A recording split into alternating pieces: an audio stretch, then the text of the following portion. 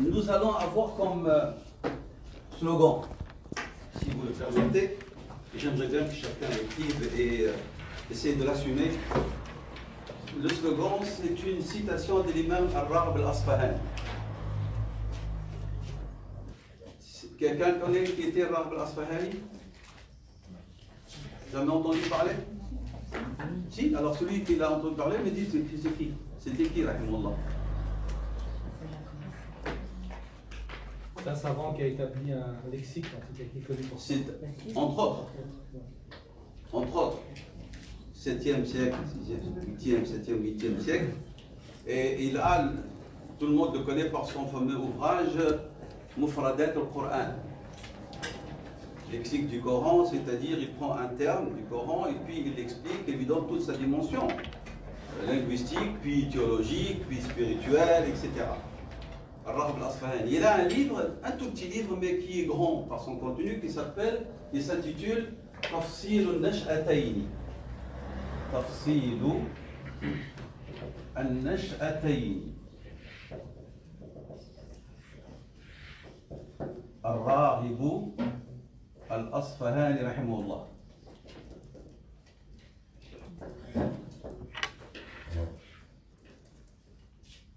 Alors, dans cet ouvrage qui est petit, mais qui est très difficile, j'ai un cercle avec Cheikh Mohamed Ayad, un des savants de Qarawi, à Fès, et on est actuellement, je crois, à la page 12.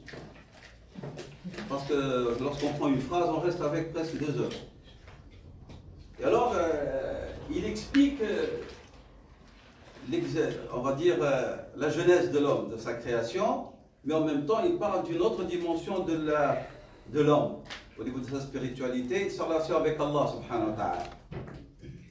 Et le livre, son contenu, il est global. Il y a l'aspect dogmatique, l'aspect moral et l'aspect philosophique même. Donc le livre, il est très difficile à déchiffrer. Il a un tafsir, il nous est parvenu que 2 petits volumes. Et il a été huqiqa ou tubi'a, mais il n'est pas complet. Tafsir. Donc qu'est-ce qu'il a dit? Il a dit min al-ilmi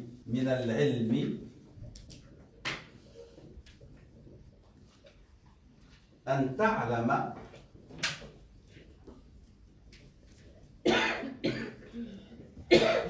annaka la ta'lamu.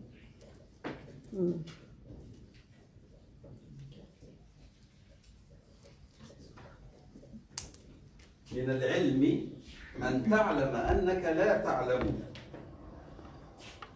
وعلم الإنسان بجهله من العلم.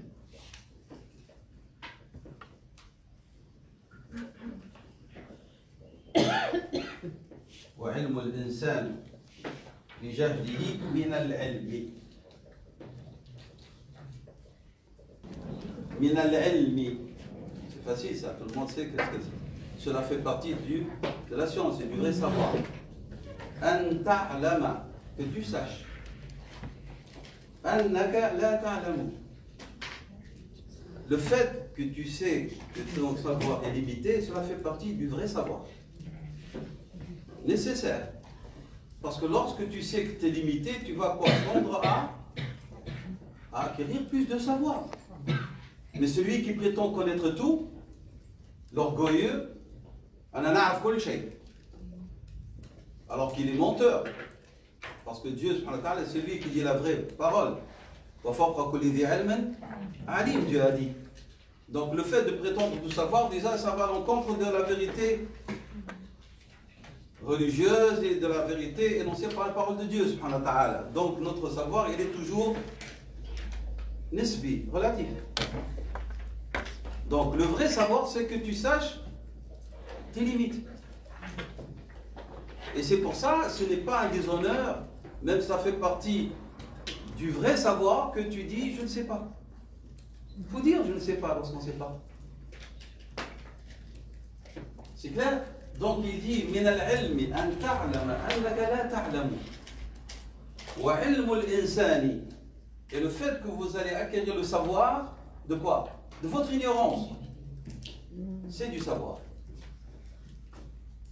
C'est-à-dire, هذا عالم connu et cité par tous les savants. Il se considère ignorant. Et il dit, je suis content d'avoir acquis cette certitude que je suis ignorant. Et c'est ça qui les a fait progresser, nos savants, rahimahumullah, dans leur savoir. Et lorsqu'il disait Wallahu a'lam, il ne la disait pas comme une formule obsolète. Comme nous, on l'utilise maintenant lorsqu'on nous demande un avis, Wallahu a'lam. Non, non, c'est vrai. Il la disait, il l'écrivait avec certitude que celui qui connaît tout, c'est Allah, puisque parmi ses noms, subhanahu wa ta'ala, al-alim, l'omniscient. Donc celui qui prétend avoir une science globale complète est un menteur et il vient concurrencer Dieu dans un de ses attributs. Tant que vous dites je ne sais pas, vous allez progresser. Et c'est pour ça que la science ne peut pas l'acquérir un mutakabbir. Un orgueilleux ne peut pas apprendre. Il ne pourra jamais apprendre. Donc voilà cette citation, j'aimerais bien qu'elle soit notre ligne directrice, Inch'Allah ta'ala. Je répète, من العلم أن تعلم أنك لا تعلم وعلم الإنسان بجهله من العلم. Citation de Ar-Rabi al-Asfahani rahimahullah dans son livre intitulé Tafsil al-Nash'atayn. Le livre a été Huqiqa, plusieurs éditions, parmi ceux qui ont fait un vrai tahqiq et le meilleur, moi je considère, c'est Dr. Ahmed Najjar, édité par Dar al-Islami. C'est une très très belle. Le tahqiq, c'est pas uniquement expliquer des mots, c'est-à-dire opposer différents manuscrits et puis chercher à nous donner la vraie copie, la plus complète possible, et puis expliciter les termes difficiles, apporter des informations historiques, d'ordre religieux, d'ordre spirituel. C'est ça ce que veut dire un tahqiq. Ça va? Voilà, donc ça c'est cette citation que j'aimerais bien, comme j'ai dit, qu'on la partage et qu'on la garde toujours présente. Pas uniquement lors de ce séminaire, mais dans notre vie. Nous commençons maintenant avec Ibn Qayyim, rahimahullah, et comme j'ai dit, je vais faire un ta'rif, une photographie très très condensée d'Ibn Qayyim. On l'appelle soit Ibn al-Qayyim tout court, ou soit Ibn Qayyim al-Jawziyya. Si vous avez fini avec le dessus, est-ce que je peux l'effacer parce que j'ai pas le temps? Oui. Donc, soit Ibn al-Qayyim ou Ibn Qayyim al-Jawziyya. Si vous dites Ibn Qayyim, vous devez continuer, terminer pour dire le sifa Qayyim al-Jawziyya. Et si vous dites Ibn al-Qayyim, c'est suffisant. Mais vous ne pouvez pas utiliser Ibn al-Qayyim al-Jawziyya. Ça ne se dit pas. Soit Ibn Qayyim al-Jawziyya ou Ibn al-Qayyim. C'est un surnom. Son père était proviseur. Al-Jawziyya est une des écoles les plus réputées des hadiths à Damas. Alors, il s'est fait connaître par cet attribut-là, ce qualificatif qui était la fonction de son père, qui était un savant. Soit le fils du proviseur, soit le fils du proviseur d'Al-Jawziyya. Ça va? Ou du directeur, si vous voulez. Al-Qayyim, en général, c'est le proviseur de cette maison, madrasa de hadith, très très réputée. Son nom complet, c'est Abu Abdullah Shamsuddin. Ceux qui savent, vous n'êtes pas obligé d'écrire, ceux qui peuvent avoir cette information de lire, vous n'écrivez pas. Donc, Abu Abdullah Shamsuddin, Muhammad ibn Abi Bakr. Et le nom, il est très long. Al-Dimashqi al-Hanbali.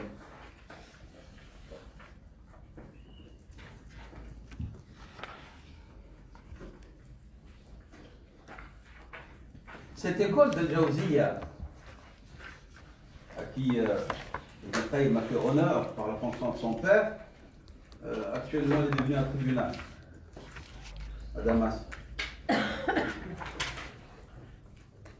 Il est né, rahimahullah, le 7 du mois Safar, deuxième mois de l'Hégire, 691 Hégire. 7 Safar, 691, équivalent à 1292 Jésus-Christ. 7 Safar, 691 Hégire, 1292 Jésus-Christ. Il y a des petites divergences sur la date de son décès. Décédé à Damas, le 13 Rajab, 751 Hégire, 1349.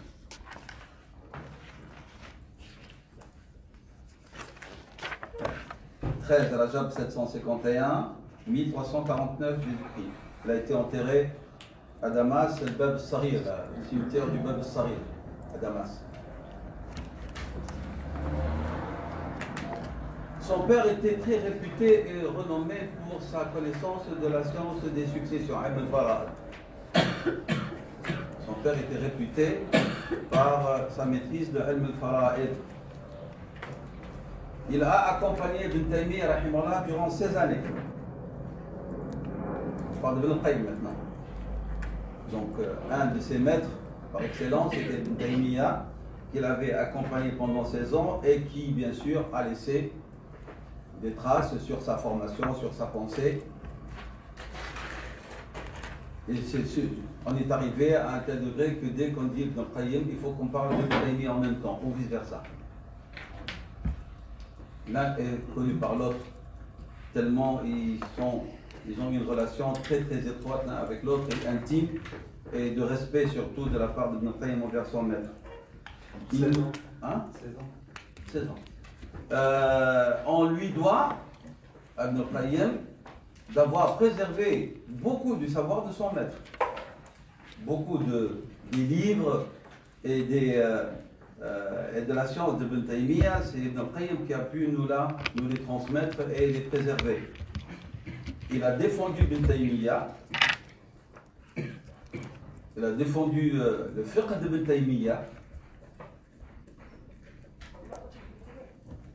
et dont on trouve beaucoup de ses positions juridiques dans son fameux livre A'lam al-Muwaqqi'in. A'lam al-Muwaqqi'in. Dans cet ouvrage, nous trouvons beaucoup d'avis juridiques d'Ibn Taymiyyah. A'lam al-Muwaqqi'in an Rabb al-Alamin. A'lam al-Muwaqqi'in.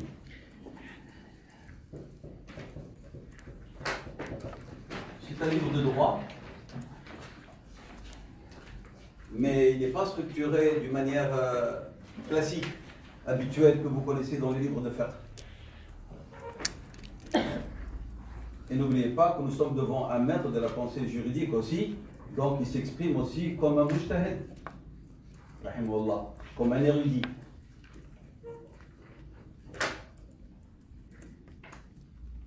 Vous trouvez aussi beaucoup d'avis juridiques d'Ibn Taymiyyah dans l'autre ouvrage d'Ibn Qayyim, Zad al-Ma'ad. Zadu al-Ma'adi. Les provisions pour le devenir. Zad al-Ma'ad. La compagnie, ou cet accompagnement d'Ibn Qayyim avec Ibn Taymiyyah a commencé lors de leur rencontre en Égypte. En Égypte, en l'an 712.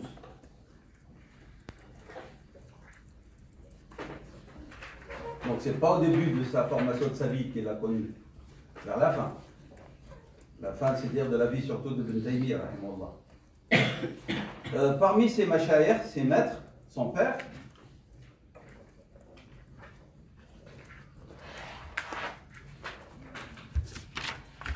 et je vais donner 2 ou 3 noms pour ne pas trop s'étendre.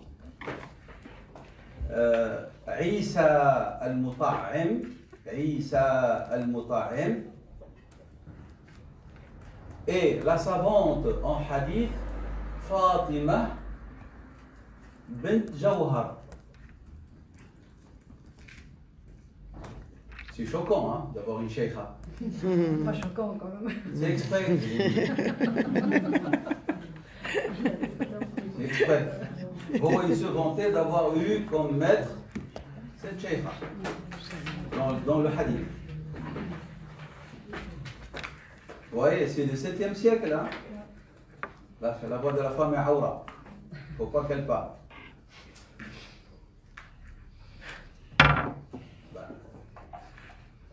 Malheureusement, on lui attribue toute la fausse pensée salafite. Ali ibn Taymi, regardez ce qu'il dit, auprès de qui il a reçu son savoir en hadith. Un dernier nom, il y en a beaucoup.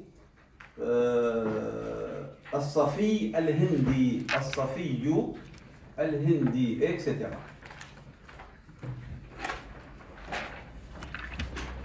Il a eu dans sa formation une formation globale, encyclopédique, c'est-à-dire toutes les sciences islamiques qu'il a reçues. C'est pas comme certains savants, ils se sont spécialisés en fiqh, puis ils ont commencé à rajouter. Lui, il a fait le fiqh, il a fait le fara'id, il a fait le tafsir, hein? Il a fait le lugha. Donc toutes les sciences islamiques, il les a abordées dans sa formation. Toutes. C'est pour ça on disait de lui kana aliman jami'an. Il était un savant complet. Donc il a acquis toutes les sciences, y compris le tajwid, l'usul. Et c'est vrai, les anciens, ils savaient qu'ils devaient apprendre la science du tajwid. Nous, on a des savants, et dès qu'ils avancent pour prier, il y a des harras sur le Coran. Aucune règle juridique de tajwid, aucune. Lorsqu'ils parlent théoriquement, tu entends des choses surprenantes. Un savoir acquis agit. Mais dès que tu lui dis de saluer là, tu dis, Dieu lui dire de ne pas avancer. C'est vrai, Hafz le Coran, il connaît les règles, il les connaît théoriquement. Mais la pratique, absence totale. Et on a vécu l'expérience à maintes reprises avec des gens qui maîtrisaient le Shatibiya et tout. Ils la sortaient comme ça, hein, de mémoire. Puis on leur demandait de faire la prière, mais on a regretté. Aucune règle de tajwid. Chez les vrais savants, ils sont les maîtres de la maîtrise des règles du tajwid du Coran. Parce que ça, pour eux, c'est une obligation, hein, vous savez. C'est une obligation. On ne vous demande pas d'être Abdel Basit, rahimahullah, mais vous devez connaître un minimum de règles pour ne pas prononcer et lire d'une manière erronée le Saint-Coran. Quelques traits de sa personnalité, sa moralité, sa spiritualité. On disait de lui qu'il était muhibban li Rasulillah. Il était très très attaché au prophète sallallahu alayhi wa sallam. Et celui qui aime Rasulullah, il doit aimer sincèrement Allah subhanahu wa ta'ala. On ne peut pas aimer le prophète, ne pas aimer Dieu. Et on ne peut pas aimer Dieu sans aimer Rasulullah sallallahu alayhi wa sallam. Donc, et on le constate dans ses livres. Hein. On constate dans ses livres cet attachement à Dieu et à son prophète sallallahu alayhi wa sallam. Il était quelqu'un qui ne craignait pas de dire la vérité, quelles que soient les conséquences. C'était un homme véridique et qui ne craignait personne lorsqu'il s'agit de dire la vérité. Ibn Kathir, qui était contemporain, Ibn Kathir, comme vous savez, il a, avec l'imam Zahabi, tout ce groupe-là de grands savants, ils ont vécu à la même époque, 7e et 8e siècle de l'Égypte. Et ils étaient camarades et aussi l'un élève de l'autre. C'est clair? Et donc Ibn Kathir disait de lui, il avait une belle lecture. Vous voyez? Donc il parle de sa lecture du Coran. Il avait une belle lecture et il était d'une moralité exemplaire.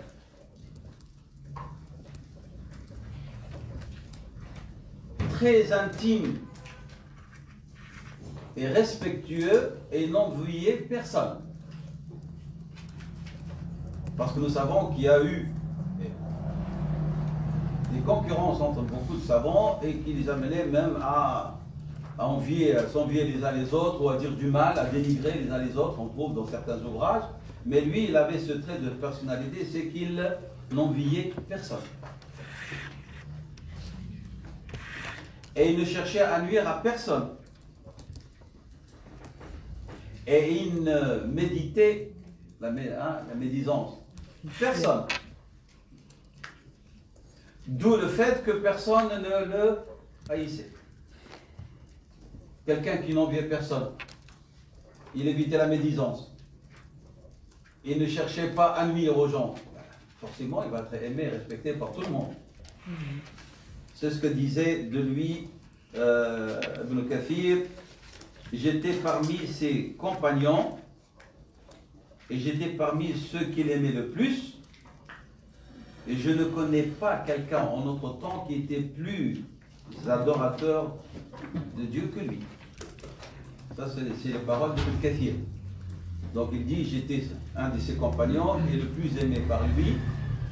Et il disait, et je ne connais pas en ce monde, il parle de son époque à lui.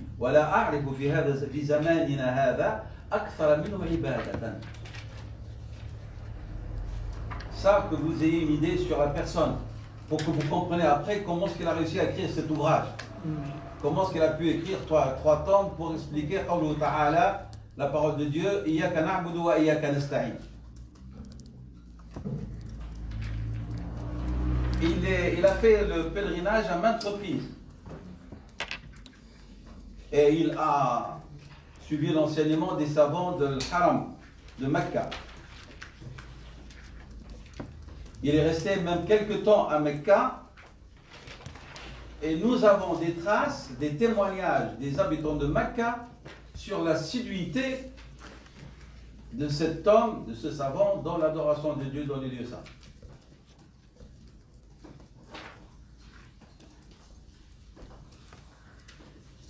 Connu par ses veillées nocturnes dans l'adoration, connu par sa constance dans le dhikr, l'évocation de Dieu, le dhikr.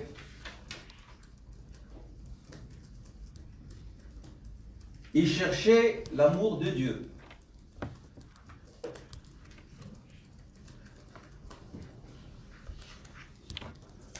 Et il clamait tout haut sa dépendance de Dieu.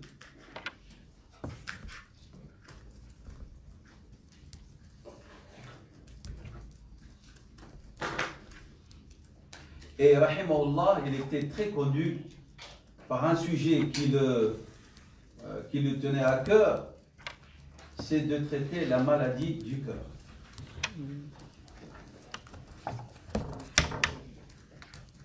Et comment s'en défaire.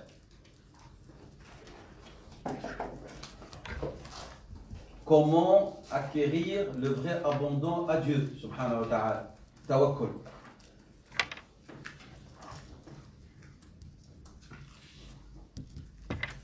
Comment aimer les intimes de Dieu. Et les intimes de Dieu, ce sont tous croyants et croyantes. Awliya Allah. Awliya Allah, ce sont al-mu'minoun wal-mu'minat, mais qui cherchent à adorer Dieu comme cela se doit. Humble. C'est les hommes et femmes humbles. Mais en même temps, ce sont les hommes et les femmes qui pratiquent avec assiduité le devoir de Dieu. Un autre trait de sa personnalité, sa modestie.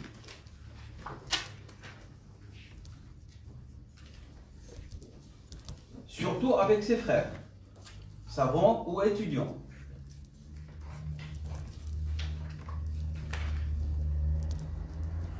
Parmi ses étudiants, rapidement, Ibn Rajab, que vous connaissez tous et toutes, Ibn Rajab al-Hanbali, Ibn Kathir, Ibn Qudama, sinon ne vous sont pas étrangers, hein? Ibn Qudama al-Maqdisi, l'auteur de Al-Mughni.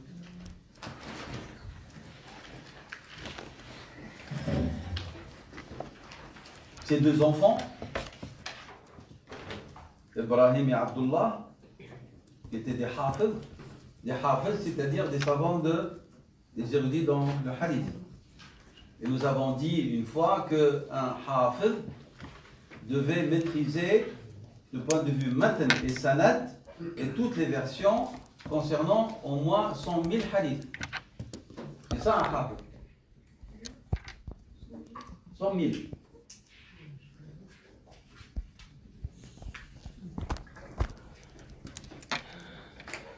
Vous avez aussi Abdul Qadir al-Nabulsi. C'est lui qui a résumé Tabaqat al-Hanabila d'Abu Ya'la. Tout ça, ce sont des savants très connus, hein, des érudits très réputés. Un nom que certains connaissent et d'autres ne connaissent pas, mais pour votre culture, c'est très important de connaître, c'est Al-Fayrouz Abadi, l'auteur du Qamus, du dictionnaire, très connu. Al-Fayrouz Abadi faisait partie de ses étudiants. Al-Fayrouz Abadi.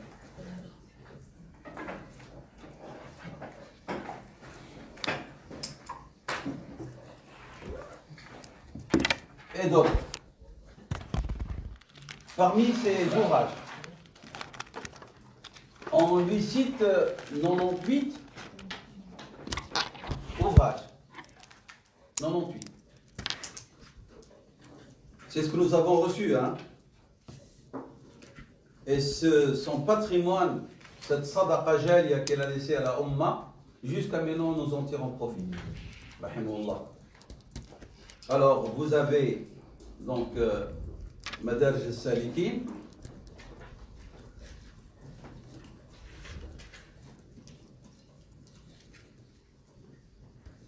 Zad al-Ma'ad, je ne donne pas les titres complets.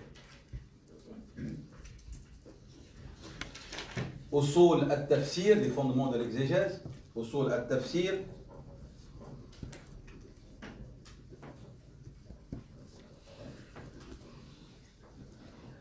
Al-Turuq al-Hikmiyya. Je donne des livres que certains peut-être ne connaissent pas exprès, parce que Al-Ruh, Al-Dawa et tout ça, tout le monde connaît. Mais je donne d'autres ouvrages que beaucoup de gens ne connaissent pas. Donc, Al-Turuq al-Hikmiyya, c'est un livre qui traite de usul et de maqasid.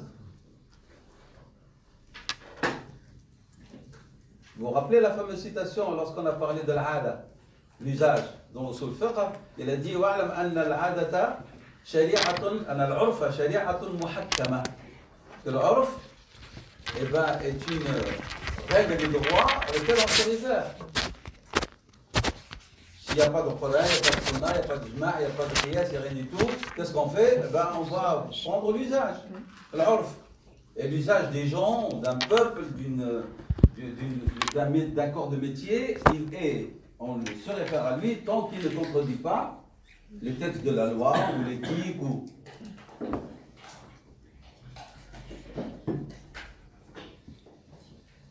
Une remarque, vous devez savoir que tous les savants sincères et tous les érudits qui ne se limitaient pas à leur savoir, mais qui avaient pour but aussi que leur savoir leur permette de réformer leur société.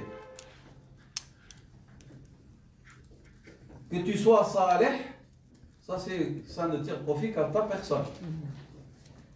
Mais que tu sois muslih, et c'est ce que l'islam demande, c'est que tu vas réformer ta personne et ta société. Et la preuve, lorsqu'Allah subhanahu wa ta'ala avait décidé de détruire une cité à laquelle il a envoyé l'ange Gabriel alayhi salam, et qu'il s'en est retourné auprès de Dieu alors que Dieu le savait, il a dit: Seigneur, il y a dans cette cité ton serviteur un tel, un dévot, qui s'adonne à ton adoration. Dieu lui a dit: eh bien, tu commences par lui. Parce que son adoration n'a pas été utilisée pour participer à changer le mal, à ordonner le bien et interdire le mal. Donc l'islam ne nous demande pas d'être des vertueux si notre vertu ne nous pousse pas à participer au changement et à la réforme de la société. Et Dieu subhanahu wa ta'ala parle de muslihin. Inna Allah la yufsidu amala al-muslihin. Ceux qui cherchent à réformer. Et parmi les signes intermédiaires et qui font peur de la fin des temps, c'est que nous allons cesser d'ordonner le bien, d'interdire le mal. Même pire que cela, comme a dit la Sayyidina Salman al-Farisi, qui était choqué, c'est que nous allons vivre des époques, et on commence à voir où les gens ordonnent le mal et interdisent le bien. Dans cette communauté. Donc, c'est que c'est bien, ta vertu, si elle ne conduit pas à ce que tu sois actif dans ta société, dans ton groupe familial, dans ta cité, dans ton pays, dans le monde, ben, vous n'avez pas fait votre devoir. Et chacun doit y participer selon ses moyens. Et c'est pour ça que Ibn Qayyim a été emprisonné avec son chef à 3 reprises. Il a été emprisonné. Et il n'a été libéré qu'après la mort de Ibn Taymiyyah la dernière fois.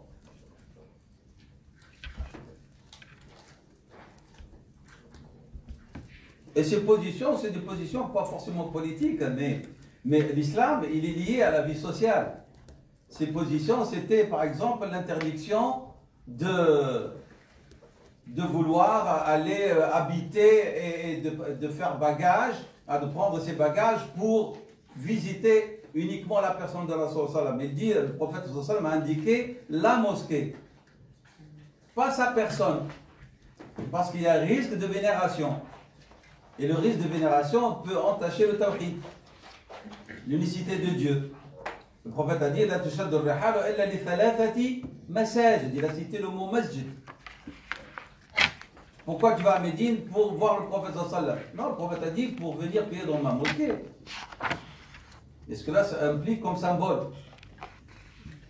Et donc, il avait donné un fatwa par rapport à cette question-là. Il a été emprisonné à cause d'elle. Parmi les citations de Ibn al-Qayyim, je vais vous le donner en français. Celui qui veut... Je peux le donner, mais je ne peux pas te traîner. Il faut que j'en avance un peu. Man arada an yalala mahabbat Allah. Celui qui veut acquérir l'amour de Dieu, qui ne cesse de l'évoquer. Man arada an yalala mahabbat Allah falyalhaj. Falyalhaj ici, c'est un lam ta'kid. Qu'il ne cesse d'évoquer Allah subhanahu wa ta'ala. À force d'évoquer Dieu, tu vas l'aimer subhanahu wa ta'ala. Et si tu l'aimes, c'est pas parce que tu as fait l'effort nécessaire, mais Dieu subhanahu wa ta'ala va te gratifier par son amour. Ça, c'est une petite finesse de la compréhension du terme. Ce n'est pas votre effort spirituel qui va vous permettre d'accéder à l'amour de Dieu. C'est Dieu subhanahu wa ta'ala par bonté et par affection vis-à-vis de vous et de l'effort que vous faites, il va vous gratifier de son amour. Donc, c'est pas toi qui as fait l'effort et mais non, tu peux l'évoquer toute ta vie et tu n'auras rien. Donc, mahabbatullah, c'est Dieu qui te la donne, subhanahu wa ta'ala.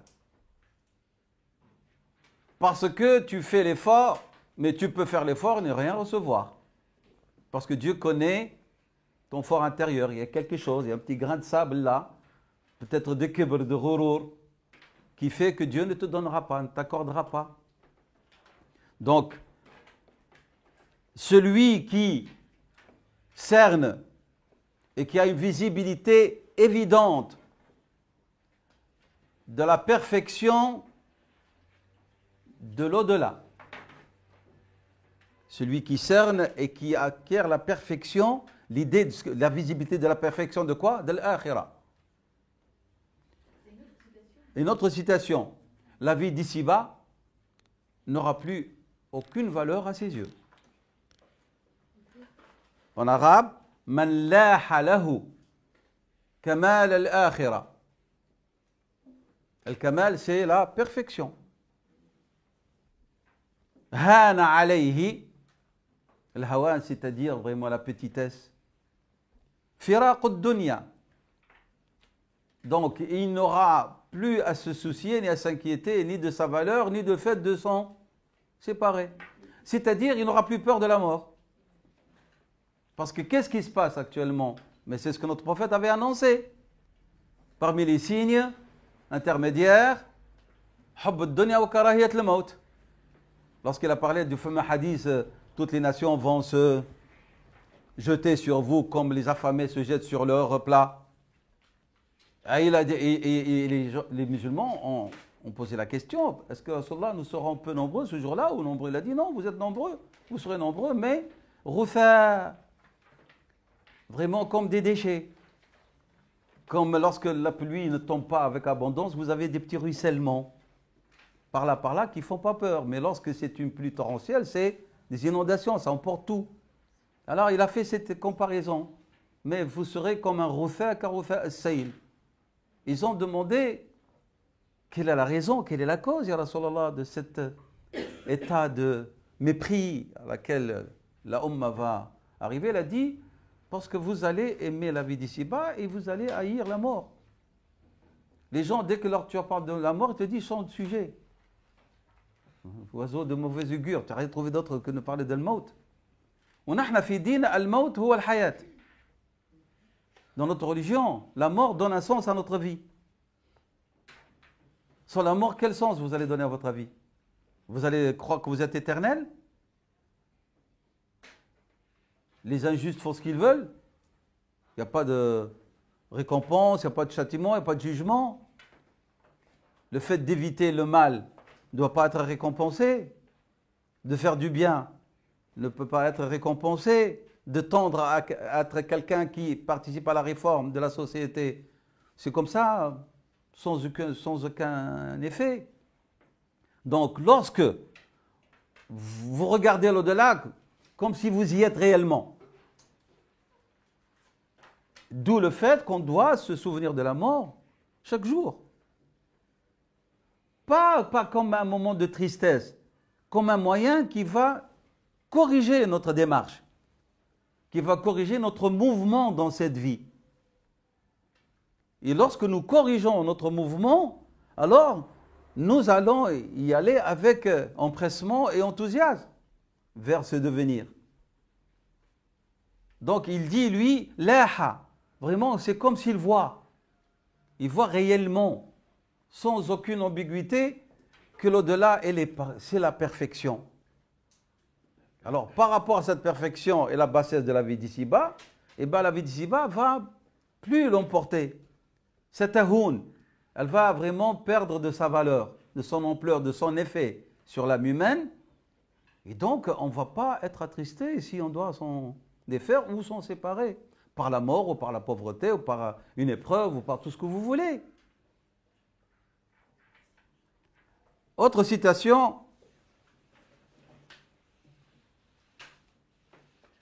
Il n'y a pas meilleur pour le cœur que la lecture du Coran avec méditation.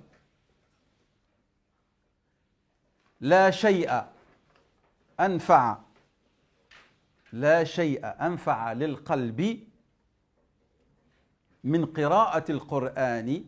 La shay'a anfa'a lil qalbi min qira'ati al-Qur'an bitadabburin. لا شيء أنفع للقلب من قراءة القرآن بتدبر. Et lire ne veut pas dire lire 5 chapitres par jour ou 10. C'est lire ne serait-ce que 10 versets le matin, 10 versets en soirée. Et les méditer, c'est amplement suffisant. Mais lire حزب وحزبين وثلاثة وأربعة mais avec une vitesse tel qu'on ne sait même pas ce qu'on a récité, on ne se rappelle même pas ce qu'on a récité. En quoi est-ce que cela peut vous aider à transcender? Nulle part. Donc, qira'at al-Qur'an bitadabbar, c'est celle-là que Dieu nous demande.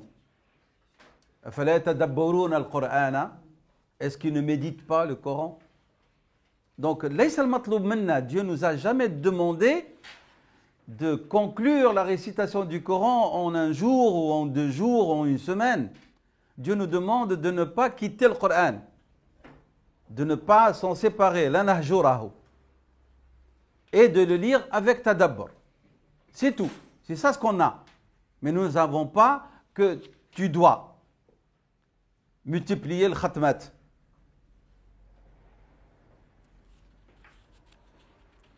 il a dit, rahimahullah, celle-là je ne vais pas la traduire parce que c'est une longue citation, je vais donner le sens. Il a dit, toute chose que vous recherchez a une clé qui vous permet d'y parvenir. Toute chose que vous recherchez, elle a une clé, عندها مفتاح. تفتح به. Il a fait en sorte, subhanahu wa ta'ala, que la clé de la prière, c'est la purification. مفتاح الصلاة الطهور. Et la clé du hajj, c'est l'état de sacralisation. Vous ne pouvez pas faire l'umrah al-hajj sans être en état de haram. Mais, Allah yaftah alaykum, lorsqu'on parle tahour, on ne parle pas d'une purification physique uniquement, et on ansaw, an tahour aussi veut dire la purification spirituelle. Tu rentres dans la prière dans un état de pureté aussi, hein, au niveau de ton âme. Et le hajj, le fait de se défaire de ses vêtements pour les hommes, ou de mettre les vêtements normaux pour la femme, avec bien sûr les conditions exigées, ce n'est pas le geste uniquement de mettre le vêtement de sacralisation qui est important, que représente cette intention par laquelle vous formulez votre intention de vous mettre dans un état de sacralisation. Il faut toujours accompagner les deux, et non pas le physique et on oublie ce qu'il y a derrière. Il a dit donc la clé du hajj, c'est l'état de sacralisation. La clé de la foi, c'est la vérité. C'est que vous devez être véridique. ومفتاح البر ici بمعنى الإيمان الصدق. Celui qui n'est pas véridique, il ne peut pas prétendre avoir la foi. Et la clé du paradis, c'est l'unicité de Dieu. Tawhid. Et la clé du savoir, c'est le questionnement. بالسؤال نتعلم. Et la clé de la victoire, c'est de battre l'ennemi et la patience. Il n'a pas dit battre l'ennemi, vous avez la victoire. Non, tu peux, rappelez-vous ce qui s'est passé à la bataille de Uhud. Ils ont eu la victoire, mais ils n'ont pas patienté. Eh bien, ils ont perdu. Radiyallahu anhum. C'est pour ça, ça c'est une lecture de la sira de sa part. Il a dit Miftah al-Nasri al-Dhafru, bil-adou, ça sous-entend, wa sabr. La constance et la patience. Et la clé de l'augmentation ici physique et spirituelle, matérielle et spirituelle. Si vous voulez que Dieu vous augmente des biens de ce bas monde et des biens spirituels, il a dit la reconnaissance, shukr. Et la clé donc de l'augmentation, de l'accroissement des biens matériels et spirituels, la reconnaissance. Et la clé de l'intimité avec Dieu, son amour et son évocation. Tu veux devenir waliullah, min awliya Allah? Eh bien, ahibbillah, wadhkurhu. Mais faites attention, chaque terme, il y a derrière beaucoup de choses. Si vous aimez Dieu, vous devez bannir tout ce que Dieu n'aime pas. Ben oui.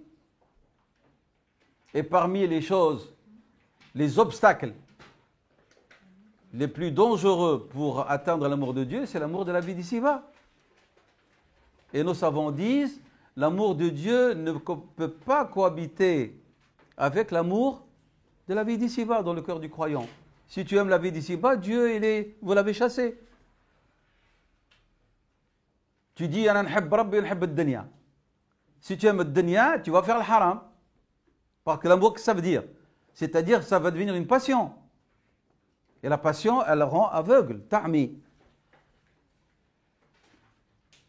Et lorsqu'on dit la vie d'ici-bas, c'est dire tout ce qu'ils contiennent, que ce soit au niveau relationnel ou au niveau matériel. Par exemple, Ibn Qayyim rahimahullah est de ceux qui interdisent et s'opposent à ce qu'on parle de ishq dans une relation homme-femme. Il dit on peut parler d'amour, mais pas l'ishq. Parce que si tu tombes dans l'ishq, eh ben, tu vas tomber dans la servitude. Et alors là, l'ishq, c'est-à-dire c'est la passion, un amour passion, qu'on voit dans les livres, hein, comme celui d'Ibn Hazm, où le monsieur, il passe, il suit de où est passé sa bien-aimée, il embrasse le sol, par où il est passé. هذه عبادة هذا حب هذا مش حب هذا c'est devenu de la servitude هذا. Ben oui, il يقبل التراب parce qu'il est passé par là. Alors qu'il n'a même pas embrassé le sol où passait Rasulallah sallallahu alayhi wa sallam. Et il nous interdit de le faire. Il nous interdit d'embrasser l'endroit où le prophète est passé sallallahu alayhi wa sallam. Donc l'ishq est un terme à bannir. On a une littérature abondante, mais c'est non conforme à l'islam. Tu aimes, oui, le hub. La fidélité dans l'amour, oui. Et Dieu a parlé plus de la tendresse, le mawadda. C'est encore plus fin. C'est clair? Donc, Ibn al-Qayyim est parmi ceux qui ont banni ce terme et il dit il faut l'éviter. La clé de la piété, c'est que Dieu subhanahu wa ta'ala vous accorde le succès dans son adoration. Un tuflih fi ibadatillah.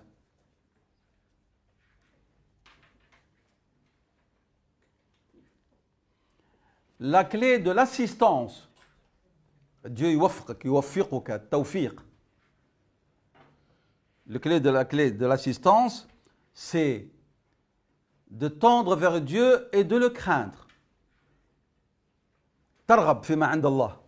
Je veux avoir et acquérir ce que Dieu a, ce qu'il me promet, subhanahu wa ta'ala. Mais en même temps, avec la présence de l'khawf. Pour qu'il y ait un équilibre toujours dans ta démarche. Parce que si tu tends trop à ce qui est entre les mains de Dieu, tu risques de t'éloigner ou même de t'égarer. La clé de l'acceptation, c'est l'invocation. Tu veux que Dieu exauce, la clé de l'exaucement, si vous voulez, eh ben, c'est les invocations, dua. La clé de la vie du cœur. Ça, c'est très important, hayat al-qulub. La méditation du Coran et l'humilité dans l'adoration dans le dernier quart de la nuit, le dernier tiers de la nuit. Donc, la clé pour la vie du cœur, la méditation du Coran et l'humilité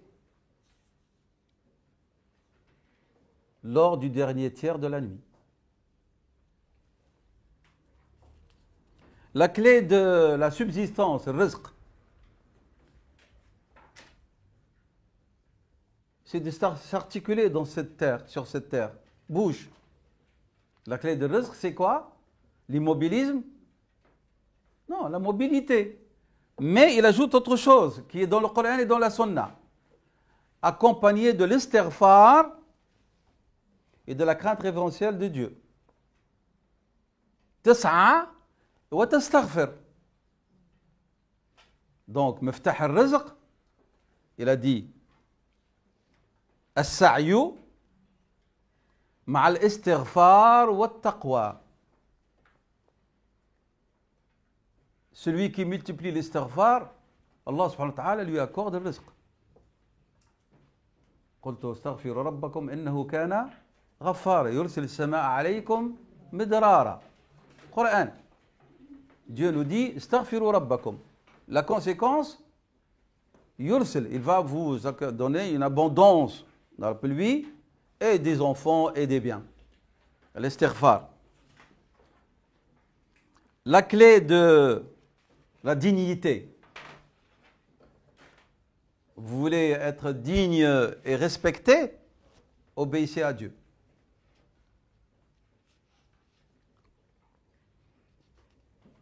Et la clé de toute chose, il dit après, mauvaise,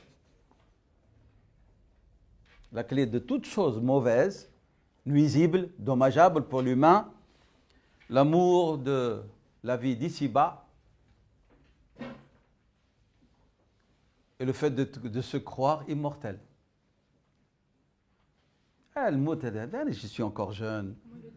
En arabe, il dit, rahimahullah, vous voyez, le problème de la langue arabe, elle est tellement éloquente, tellement riche, que parfois, un mot, on est obligé de la traduire et l'expliquer avec une phrase.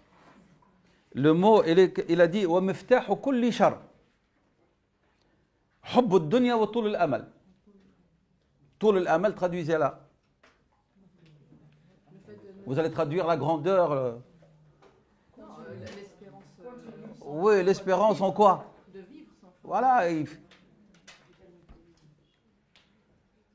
c'est vrai, celui qui se croit immortel, il ne va pas mourir, il va.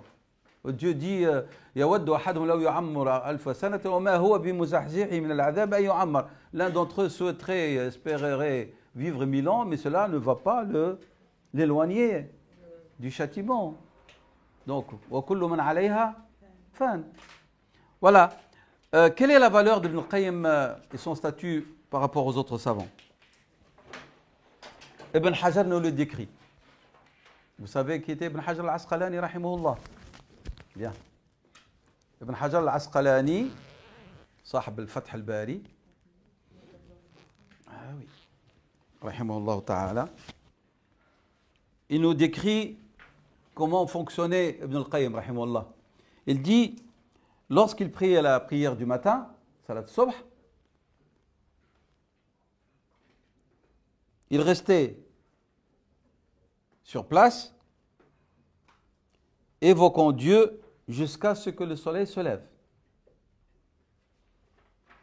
يصلي الصبح يبقى في مكانه. À sa place, qu'est-ce qu'il fait? يذكر الله. Et il disait, ce que je viens de faire, c'est ma matinée.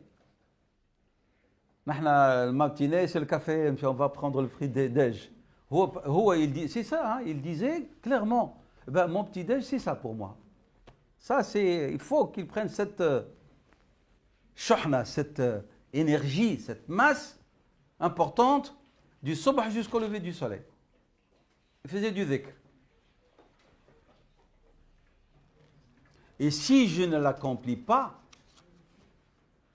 je risque de chuter de ma monture. Alors, c'est sens figuré ici. C'est nécessaire pour lui pour ne pas tomber en journée. Je risque de tomber donc dessus de ma monture. Il a dit comme ça, Jawadi. Donc, akhsha an asquta an jawadi. Donc, pour lui, c'était vraiment une provision. Autre, son élève, l'imam al-Dhahabi, était son élève, l'imam al-Dhahabi. Tout à l'heure, je ne vous ai pas donné tous les noms, j'ai dit que c'était quelques-uns. Il dit, il était savant dans le hadith, dans ses différentes versions et ses rapporteurs. Il maîtrisait le droit, le fiqh.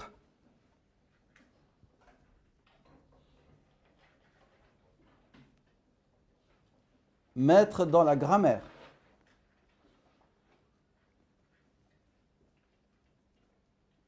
Et maître dans al-aslayni. Exprès, je vous ai dit ce mot al-aslayni, par lequel il désigne quoi? Usul ad-din et usul fiqh. Et maître dans al-aslayni, usul ad-din et usul al-fiqh.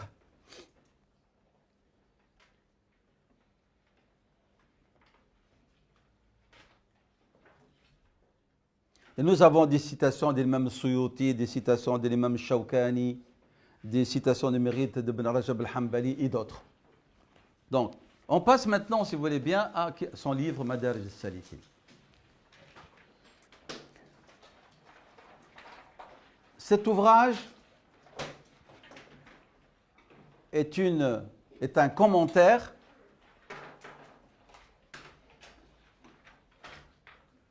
et analyse du livre de l'imam Abu Ismaïl, Allah,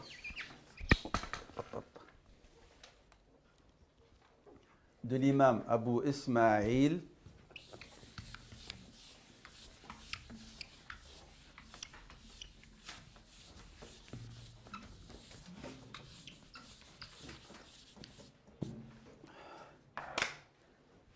je donne le nom parce que c'est un savant que vous ne connaissez pas alors qu'il le mérite.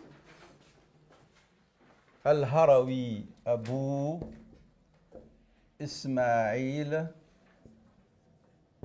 Al-Harawi rahimahullah.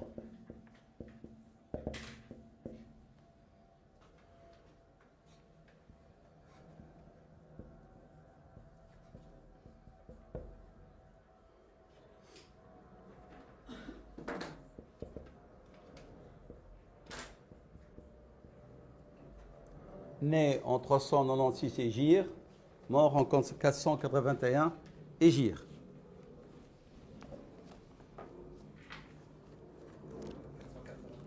Euh, 481, oui.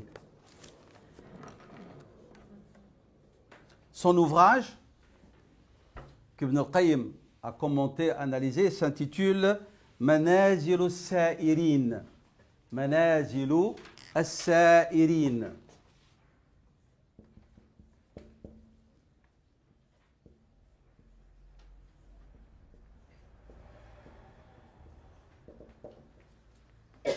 منازل السائرين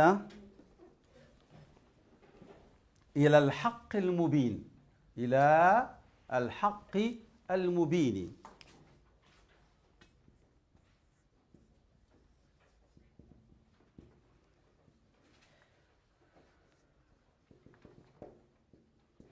Alors, المنازل, c'est des sortes de stations. Selon l'imam al-Harawi, après Ibn al-Qayyim va expliquer la même chose, c'est des stations nécessaires pour celui qui veut cheminer et, on va dire, graver. Hein, il va essayer petit à petit, première marche, deuxième marche, troisième marche. Donc, c'est un cheminement de transcendance vers quoi? Vers la vérité al-mubin évidente. Mais il y a des stations. Vous ne pouvez pas directement aller vers le haut. Vous devez pas. Il y a des passages obligatoires. Il nous explique, l'imam al-Harawi, quelles sont ces stations et comment y parvenir. Manazil as-Sa'irina ila al-Haqq al-Mubin. Il est né, rahimahullah, dans une région qui s'appelle Harat, en Afghanistan.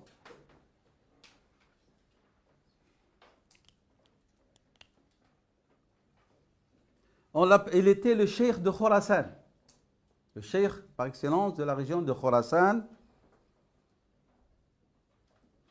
Et d'après les historiens, il est de la descendance du compagnon de Rasulullah sallallahu alayhi wa sallam, Abu Ayyub al-Ansari.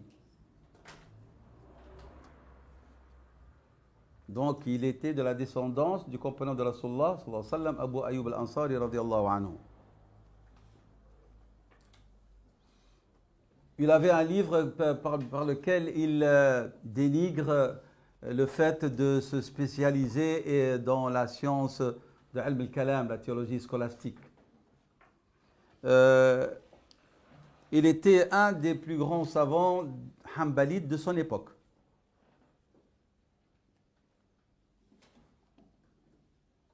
Maître de la langue arabe, hafez du hadith,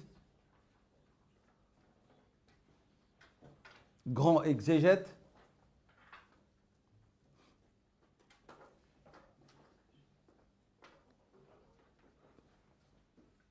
savant dans la connaissance des arbres généalogiques, l'Ansab, Ilm al-Ansab. Et l'islam nous demande que chacun d'entre nous essaie de connaître son arbre généalogique. L'islam la demande. Et parmi les compagnons, un des plus savants en la matière, c'était Sayyidina Abu Bakr radiyallahu anhu. Qu'on sache qui est notre père, qui est notre mère, qui est le grand-père, maternel, paternel, etc., jusqu'à ce qu'on monte à son arbre. L'imam al-Zahabi a dit de lui qu'il était tel une épée dégainée contre les théologiens scolastiques.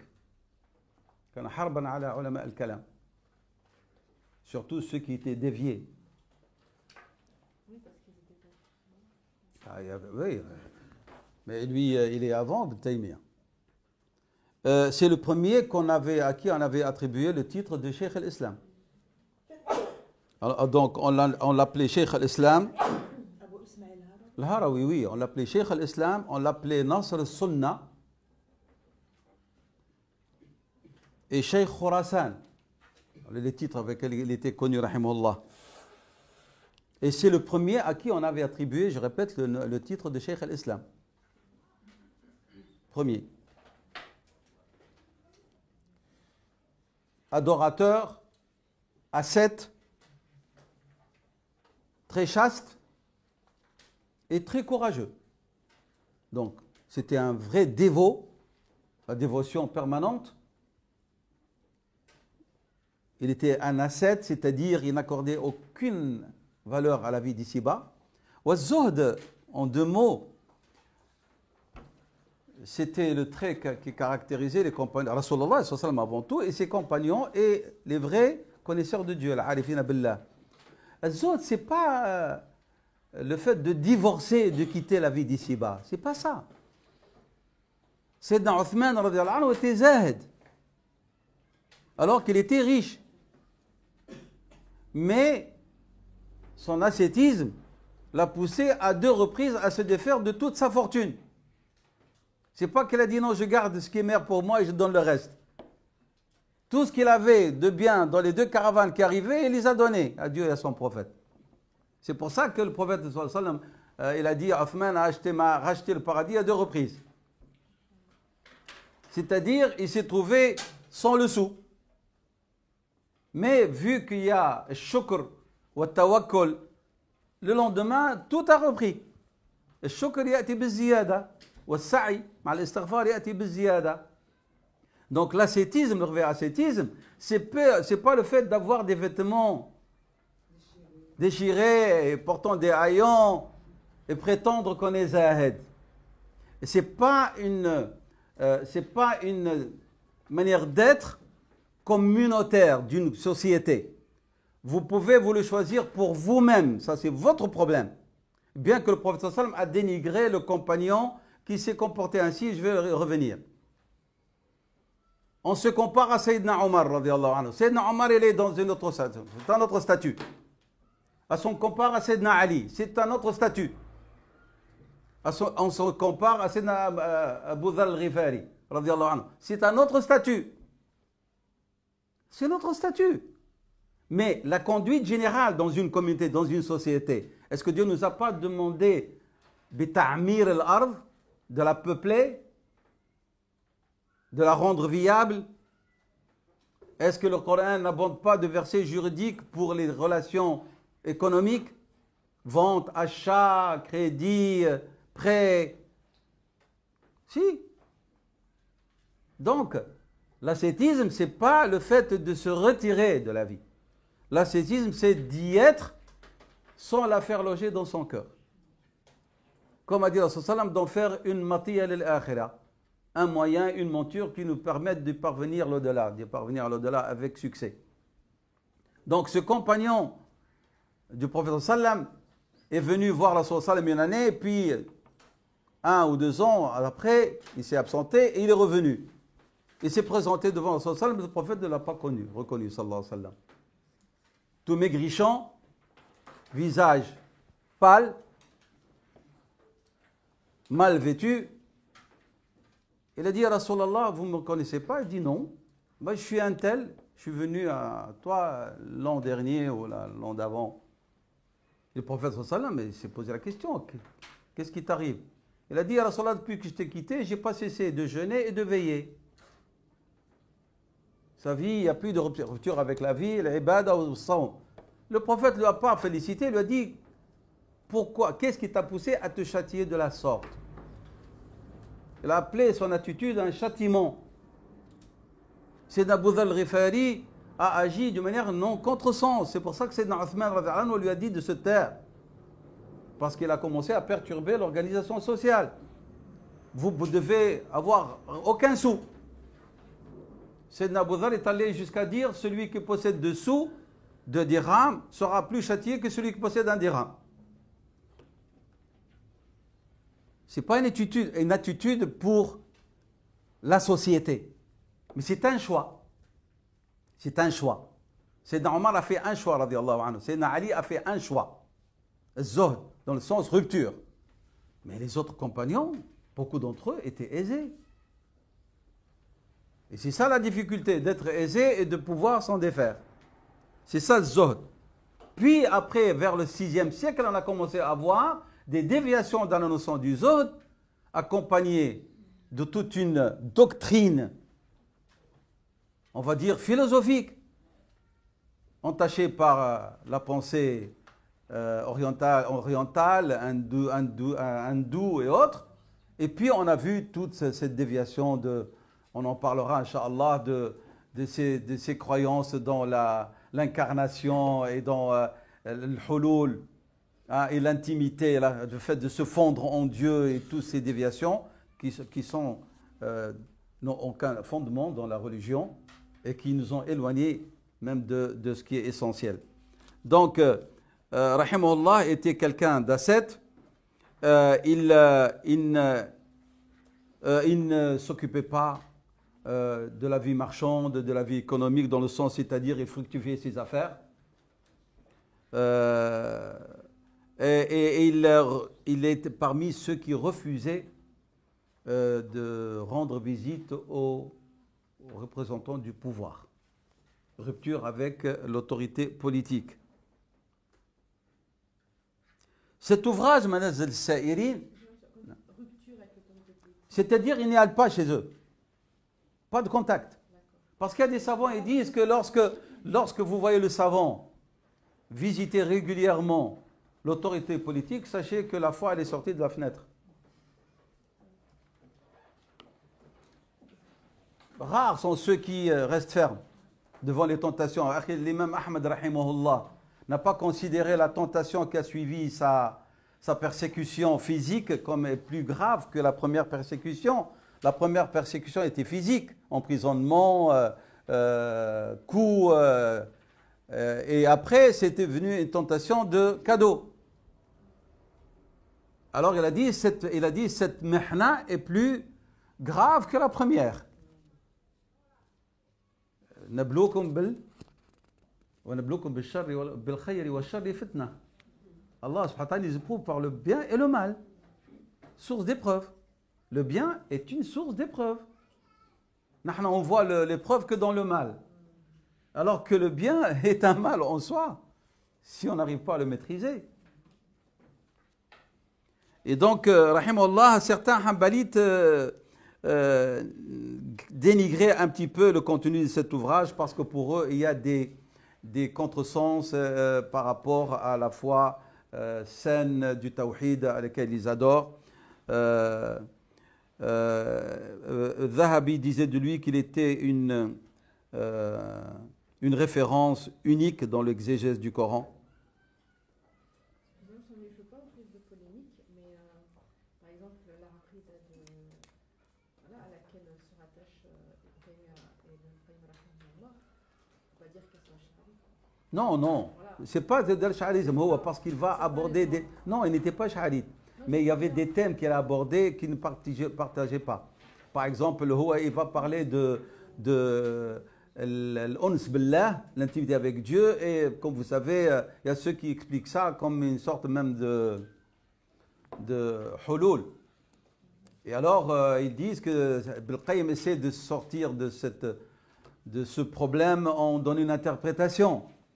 Ouais, donc ils disent qu'il s'est mis dans certaines situations où on n'avait pas besoin, même certains hanbalites très extrémistes, ils ont dit, on aurait souhaité qu'il n'ait même pas écrit cet ouvrage ou qu'il ne fasse pas des hanbalites, qu'il ne soit pas parmi les hanbalites, parce qu'il y avait une rigueur exagérée. Qu'est-ce qu'on va dire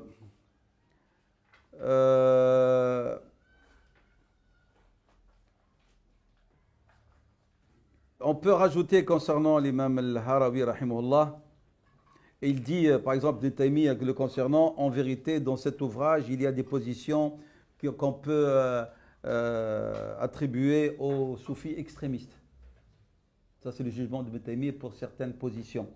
Et citation de al-Harawi. Certains extrémistes parmi les soufis, ils vont profiter de ce langage utilisé par al-Harawi pour justifier certaines de leurs déviations. Bien que lui, peut-être, il pensait autre chose. Mais le fait qu'il a utilisé des terminologies a permis à certains extrémistes des déviés soufis pour dire, ben voilà, Cheikh al-Islam al-Harawi a dit ça. Et donc ceci a posé problème.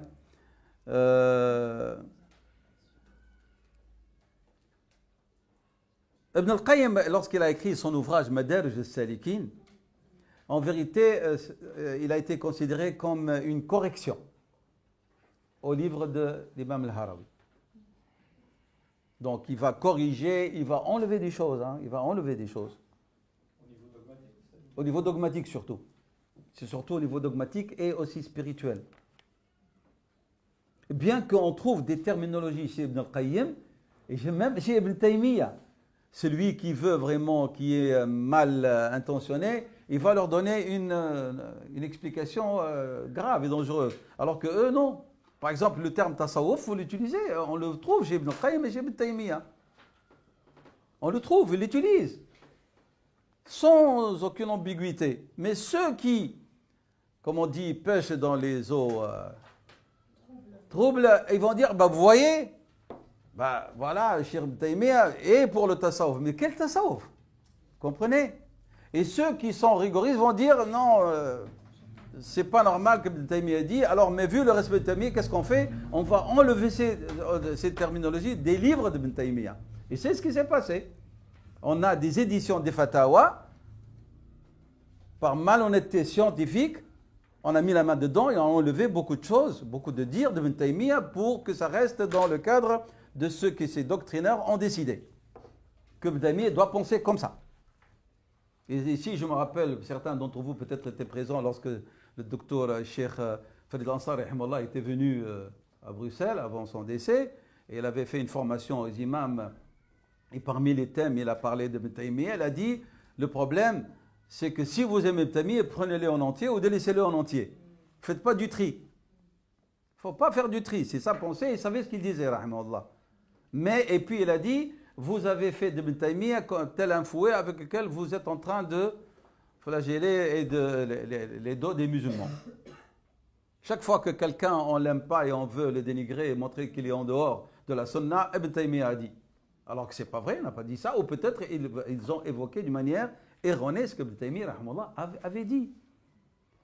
Ces derniers jours, je lisais encore pour mieux approfondir.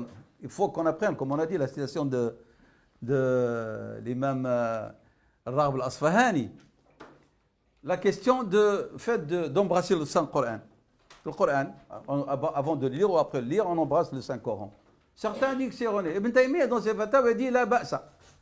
Vous pouvez le faire. Il n'a pas dit interdit. Il a dit la ba'sa. Et puis nous avons une citation d'un compagnon de Rasul sallam qui le faisait, il embrassait le Coran, il disait Kalamu Rabbina. Donc, et nous, qu'est-ce qu'on fait? On enlève ça pour dire Taymiyyah est rigoriste et nous sommes rigoristes dans sa voix. Ça, c'est de la malhonnêteté. C'est clair? Donc, Ibn al-Qayyim rahimahullah a corrigé cet ouvrage et il s'est référé essentiellement au Coran Sunnah. Et il a dit, d'accord, il y a la question de l'intimité, de l'ons, de l'intimité avec Dieu, de la proximité avec Dieu. Il y a la question de ce qu'on appelle acquérir un sens spirituel de la relation avec Allah subhanahu wa ta'ala. On appelle ça al-dhawq. Il dit, il faut que ça se passe à la lumière du Coran et de la Sunna. On ne cherche pas des termes philosophiques et qui nous éloignent de ce que le Coran permet et tolère dans cette relation et dans cette compréhension. Et c'est pour ça que, qu'est-ce qu'il a fait? Lui, il va définir Et on va dire, il va fixer un cadre, une limite, en dehors de lequel on ne peut pas penser autrement lorsqu'on a confronté un terme de ce genre-là utilisé dans la tazkiya. Il a dit les stations du cheminement ou de ceux qui cheminent vers Dieu. Alors, c'est quoi la limite entre Iyyaka na'budu wa Iyyaka nasta'in? En dehors de ça, il n'y a pas de possibilité de compréhension exacte et conforme. Si vous cherchez ailleurs que dans ce cadre-là, alors vous allez vous égarer et vous allez être parmi les mubtadi'a, les innovateurs.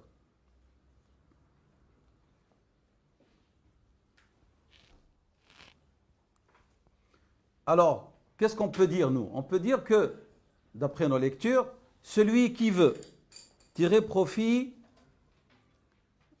des paroles et des sagesses des mystiques musulmans, quelles qu'elles soient.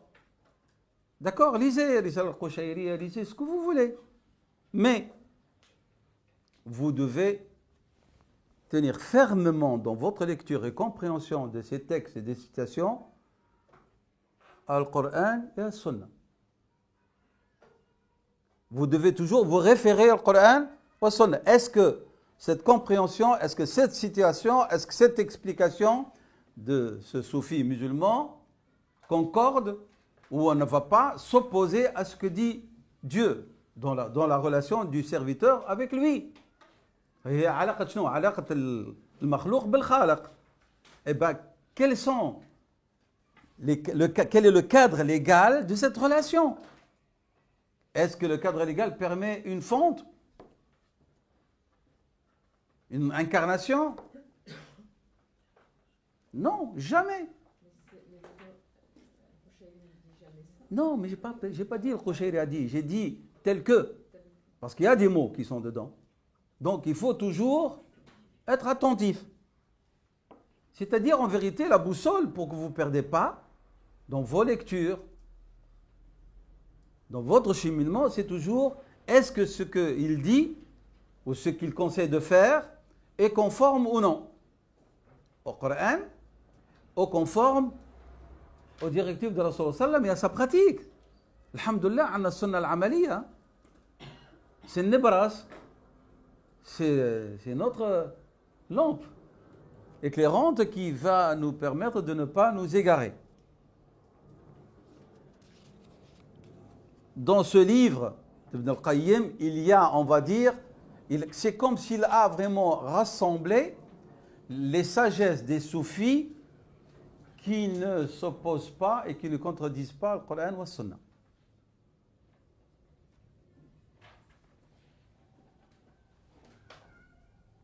Par exemple, le Harawi, il parle de fana.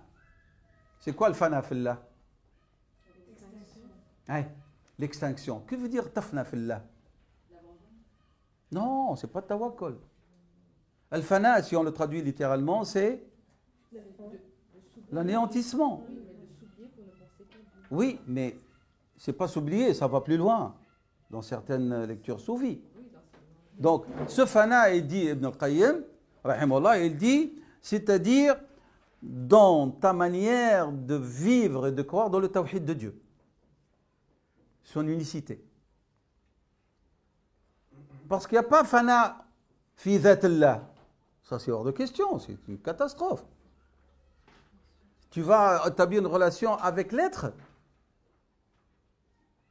c'est très dangereux. L'être, subhanahu wa ta'ala, qui est l'absolu, et toi qui es le limité dans le temps, dans l'espace et dans ta matière et tout, tu vas fondre en Dieu, t'anéantir en Dieu. C'est très dangereux, ces notions-là. Donc, Ibn Taymiyyah a dit quelque chose plus incisif concernant l'ouvrage. Il a dit « Al-Harawi, rahimullah, amaluhu khayrun min ilmihi » Sa pratique est meilleure que son savoir dans ce domaine-là. Parce qu'il y a eu beaucoup de confusion, beaucoup d'ambiguïté. Donc, Madarij al-Salikin. Oui. Oui, oui, oui. Et là, c'est parmi les paroles. Le livre, il contient beaucoup de choses. Il existe une copie numérique de Manazil al-Sa'irin. Bien, quelle heure est-il? Qu'on sache. 4h moins 10. Vous appelez à 16h. Non? À 16h, la pause, ça peut Inch'Allah. Oui, mais il faut que je vous donne un peu de temps pour... Oui, eh bien, écoutez, on fait la pause plus tard, à 16h15. Donc on a 25 D'accord, minutes. Inch'Allah. Naam. C'est juste, donc, on considère qu'Ismaël Haraoui, c'est le père de Sophie. Non, non, non, non, il y avait avant. Il y avait avant. On va y revenir, Inch'Allah. Non, non, après, Inch'Allah. On va revenir, Inch'Allah. Donc, on peut dire que le livre de Madarj al-Salikin, je résume, commentaire, analyse du livre de l'imam al-Harawi, rahimahullah ta'ala, intitulé Manazil al-Sa'irin et al-Haqq al-Mubin. Et il a écrit cet ouvrage lorsque des habitants de Harat lui ont demandé de leur composer un livre leur permettant de transcender et de cheminer dans la voie de Dieu. Alors il a établi un ouvrage dans lequel il a répondu à leur attente et il a établi 100 stations. Mi'at maqam. Non, je parle de l'Harawi. 100 stations et divisées sur 10 stations. Donc 100, mais par dizaines. Donc, Inch'Allah. Ibn al-Qayyim donc n'a pas respecté cet ordre-là. Il a donc avancé des thèmes, il a reporté vers l'arrière d'autres thèmes. Et il a par exemple, lorsque Ibn al-Qayyim va parler de l'intention, Al-Harawi va parler de l'intention, lui il va la mettre dans le chapitre numéro 41, 41e chapitre, et ainsi de suite. Donc nous avons dit, il a commenté, il a analysé, et puis il va nous donner de sa connaissance et de sa clairvoyance, parce que les savants disent, il va écrire, lorsqu'on regarde l'historique du cheminement scientifique, l'esprit d'Ibn al-Qayyim, cet ouvrage va l'écrire alors qu'il a atteint un niveau de connaissance et de pureté spirituelle unique. Donc il ne fait pas partie de ses premiers écrits, mais vraiment à un moment de sa vie où il a atteint l'apogée, le summum de sa science et de sa spiritualité. C'est pour ça que le livre est très très très riche. Qu'est-ce qu'on peut dire d'autre? Non. On va dire proportionnellement combien est-ce qu'il aurait gardé de matière dans le livre initial? On peut dire presque un tiers. Et les maqamat, il a rajouté, il a développé, mais le contenu, il est plus riche. Pourquoi? Parce que lui, il va s'attarder sur le Fatiha et tous les secrets qu'elle contienne. C'est pour ça, comme j'ai dit, il a fixé la question entre Iyaka na'budu, l'ibad na'budu, wa Iyaka nasta'in, et il va impliquer dedans même l'hidayah. C'est clair? Donc il va prendre cette partie du Coran, de la Fatiha, et là, il va commencer à dévoiler tous ses secrets.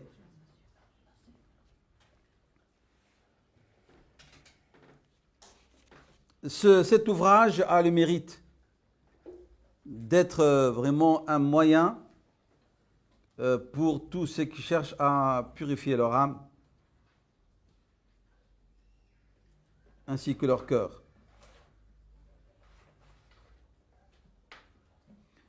Lorsqu'on lit avec attention et réflexion cet ouvrage, il est très très touchant.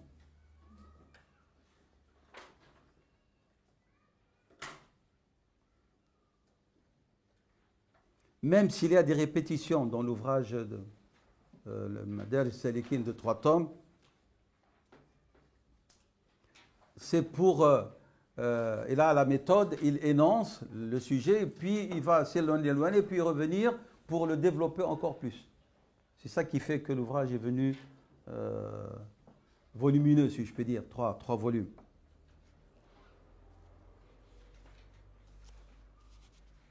À la fin de son ouvrage, qu'est-ce qu'il disait, Ibn al-Qayyim? Si tu trouves des erreurs dans les dires de celui qui l'a composé, Donc il s'adresse à nous comme lecteurs. إذا ما وجدت فيه خطأ. Si tu trouves dans cet ouvrage une quelconque erreur de la part de celui qui l'a écrit ou dans les dires de ce qu'il a écrit. Sache, il parle de sa personne, qu'il n'a pas hésité à fournir l'effort nécessaire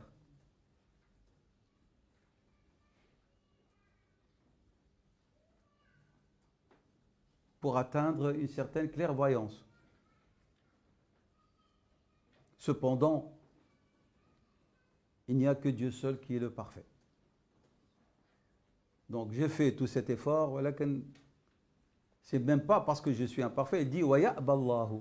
Dieu a décrété qu'il n'y a que lui qui est le parfait. Donc il n'y a pas le kamal.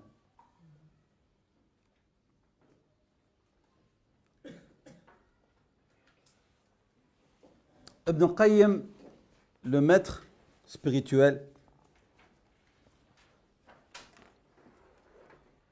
on considère Ibn al-Qayyim avec l'imam Abu Hamid al-Ghazali, on considère Ibn al-Qayyim rahimahullah avec l'imam Abu Hamid al-Ghazali et Ibn Rajab al-Hanbali entre autres. Donc Ibn al-Qayyim, Abu Hamid al-Ghazali, Ibn Rajab al-Hanbali, il y a d'autres, hein. On les considère comme parmi les grands imams de la tazkiya.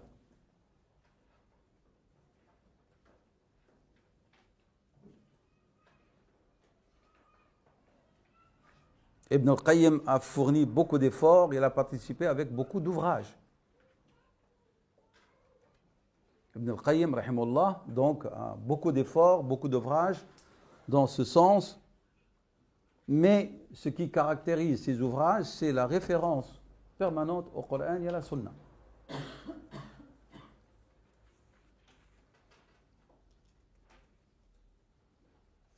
Son but, c'est de permettre à chacun d'entre les croyants de se purifier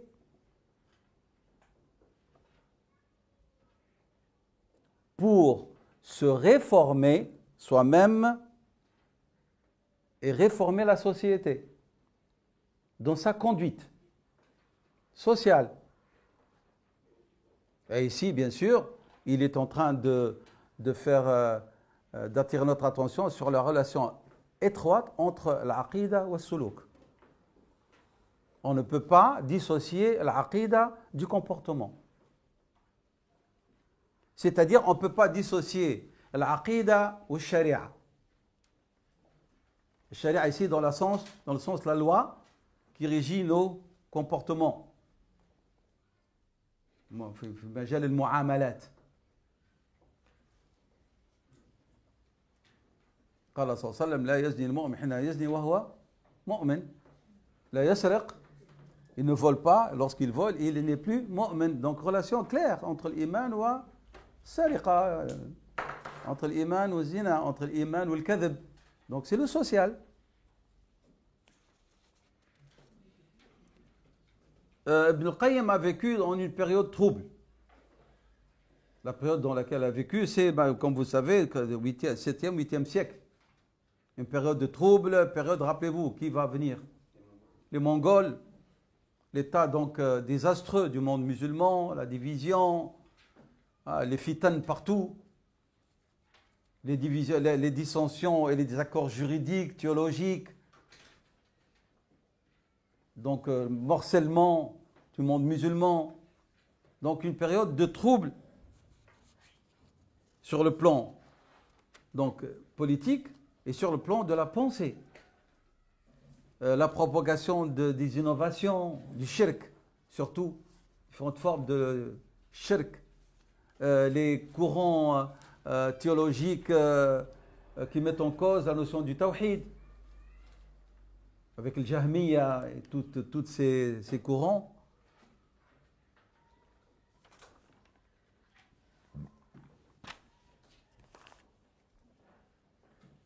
Alors son rôle, rahimahullah, était un rôle très décisif, mais en même temps très difficile à mener. Et c'est pour ça qu'il a été emprisonné, comme on a dit, avec son cheikh, à cause de ses positions. Il a traité de sujet de la purification sans utopie. C'est-à-dire, il connaît ce qu'est l'âme humaine et ce qu'est l'être humain. Donc, il n'a pas parlé d'une manière utopique et non réaliste. Donc, lorsqu'il va parler de la purification, il a pris en considération la réalité de l'être humain, avec ses faiblesses, l'impact de la passion. C'est clair? Sur lui. Et d'où donc, comme rappelez-vous, j'ai dit au début, d'où son intérêt particulier à traiter des maladies du cœur. Les cerner et puis donner les remèdes. Comme dans son livre Ad-Da wa Ad-Dawa. Ad-Da, c'est la maladie, wa Ad-Dawa, c'est les remèdes. Le livre, je ne sais pas s'il est traduit ou non en français. Hakim a dit qu'il est traduit. Alors il disait, rahimahullah, si vous voulez atteindre ce que vous souhaitez, vous devez rompre avec les habitudes acquises. Si vous voulez atteindre ce que vous souhaitez, à ce que vous aspirez, vous devez rompre. Qat al-ala'iq.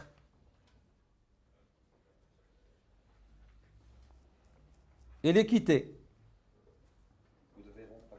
Avec les habitudes, et vous devez rompre aussi avec la quiétude, c'est-à-dire raha, le repos. Ben oui, tu veux la proximité, tu dois faire le qiyam. Le qiyam, c'est à 3h du matin, 4h du matin. Là, il a utilisé dans un sens pour se moquer. Ar-raha wa ad-da'a. On a le terme arabe.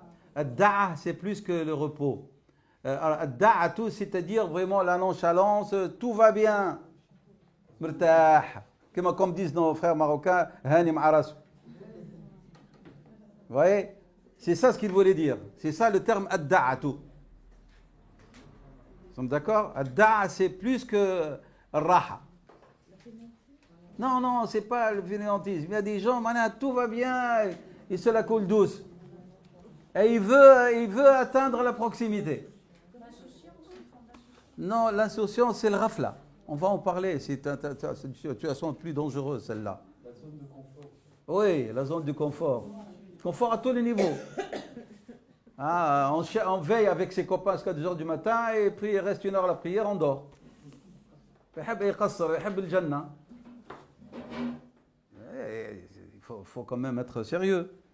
Alors que les autres, eux, ils veillaient lorsqu'on étudie la biographie de Sayyidina Omar, Sayyidina Ali, Sayyidina Abu Bakr, et la vie des compagnons, on nous dit que leur foyer, la nuit, on dirait des khalaya al-nahl. Hein? Les ruches des abeilles, pourquoi? Bourdonnement de lecture du Coran chez eux. Chacun fait waqif yusalli. Soit la télé, soit tout le monde est endormi, l'obscurité totale. Il ne faut pas se comparer. Donc, il dit, il faut rompre avec l'habitude, avec cette nonchalance. Oh, il faut se fatiguer. Il y a de la fatigue.